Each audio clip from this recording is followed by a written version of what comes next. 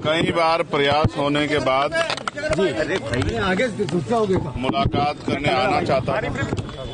2 बार प्रयास किया तो उनकी तबीयत खराब थी जी, इस वजह से नहीं आ पाया जी। आज प्रयास किया और वो सफल हुआ जी। मेरी मुलाकात हुई, काफी लंबी बात हुई और मेरा पूरा जो है ध्येय इस बात पे था कि उनकी तबीयत कैसी जी, क्योंकि मेरा उनका राजनीति से अलग जी एक बहुत करीबी दोस्ताना पारिवारिक रिश्ता है जी।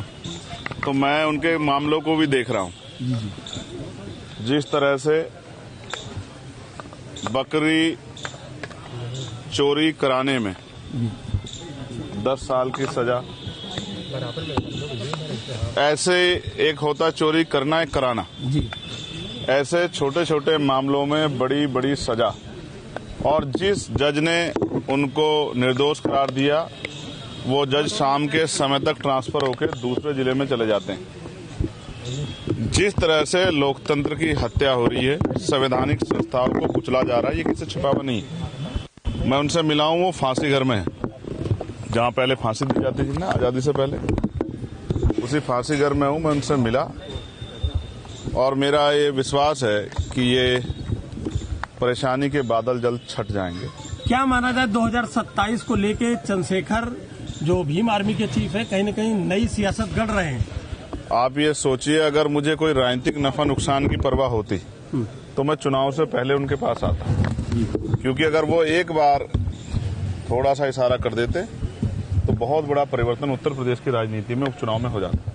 लेकिन मैं इसलिए चुनाव के बाद आया हूं कि ये मेरा जो रिलेशन है, रिश्ता, ये राजनीतिक ना होके वो जो मजबूत रिश्ता है वैचारिक, व्यवहारिक, पारिवारिक।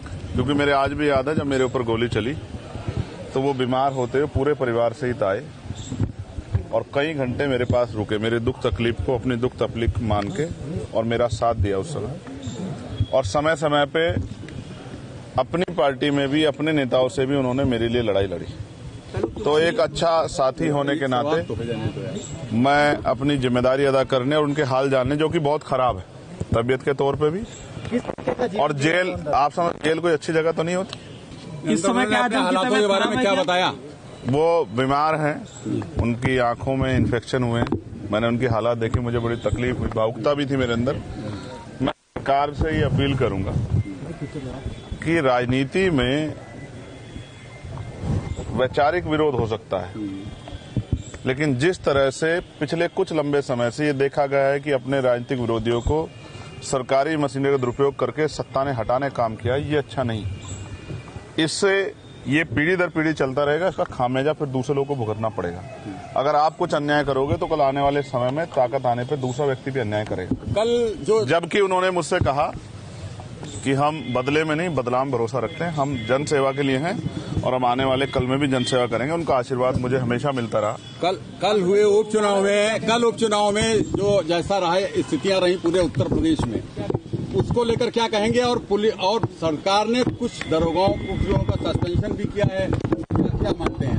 ये जो चैनल्स का आप लोग देख रहे हैं, इनके एक शानदार पत्रकार को जिस तरह पुलिस ने और वहाँ के कुछ स्थानीय अराजक तत्वों ने जिस तरह से घसीटा, अपमानित किया, वहाँ के जिलाधिकारी को हस्तक्षेप करके उनको बचाना पड़ा।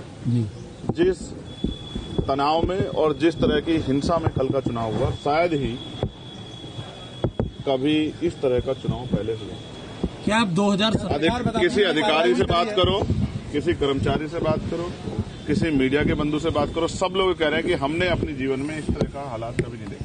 क्योंकि मुख्यमंत्री जी ने इसको अपनी साख का सवाल बना लिया और उनको ये लगता है अगर वो कहीं उपचुनाव में लूज कर गए तो केंद्र में बैठी सरकार भाजपा की शायद उनको ना छोड़े। इस वजह से उन्होंने एडी चोटी का जोर लगाया। अधिकारियों को भी कहा कि मुझे ये सीटें जीतनी है, तो अधिकारियों ने भी पूरी जोर आजमाइश की और जनता ने लूटते हुए लोकतंत्र की लुटती अस्मिता को तो कहते हैं मैंने कार्रवाई भी करी, पुलिस वालों को सस्पेंड किया। अच्छा, वो पुलिस वाले किसका काम कर रहे हैं आप मुझे बताओ? अगर कोई गलत नहीं हो रहा तो सस्पेंड क्यों किए?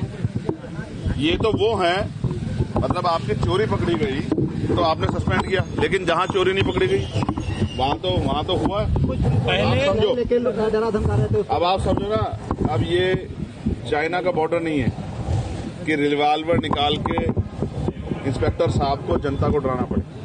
सर पहले हरदोई जेल में अब्दुल्ला से मुलाकात, अब आजम खां से मुलाकात, फिर आप उनके घर भी गए। तो मान लिया जाए 2027 में कहीं न कहीं चंद्रशेखर कोई नई सियासत गढ़ रहे हैं अंदर ही अंदर। आपको ऐसा लग रहा है? मेरा फर्ज है, अगर कोई परेशान है, तकलीफ में है और मेरा साथी है, तो एक सच्चे साथी का फर्ज ये होता है कि वो दुख के समय उनके साथ खड़ा हो। नहीं, आजम जी बड़े नेता सुख में तो हर कोई खड़ा होता है। कुछ भविष्य की राजनीति को लेकर जोड़ा जाए तो अच्छा। अब एक सवाल यहाँ से पीछे से आया था, ये